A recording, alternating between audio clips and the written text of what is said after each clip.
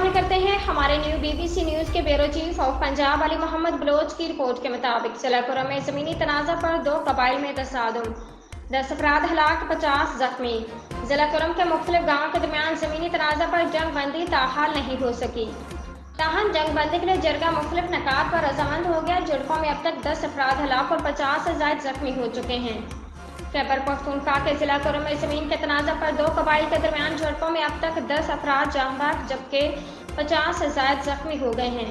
Police اور انتظامیہ کے مطابق کرم کے علاقہ بوشہرہ اور مالکیل کے درمیان زمین کے تنازع پر گزشتہ شام کو فائرنگ کا سلسلہ شروع کیا تھا، جو ضلع کے دیگر علاقوں پیواڑ، تری منگل تک پھیل گیا۔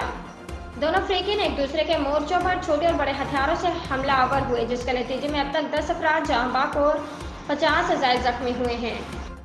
ہسپتال ذرائع کے مطابق اب تک 37 افراد کو لایا گیا، جس میں 15 افراد ہسپتال میں زیر علاج ہیں۔ ڈپٹی کمشنر ضلع کرم جاوید اللہ محسود کا کہنا ہے کہ انتظامیہ کی جانب سے فائر بندی کے لیے کوشش جاری ہے اور آج گرینڈ جرگہ کی مدد سے دونوں فریقین کے درمیان فائر بندی ممکن ہے۔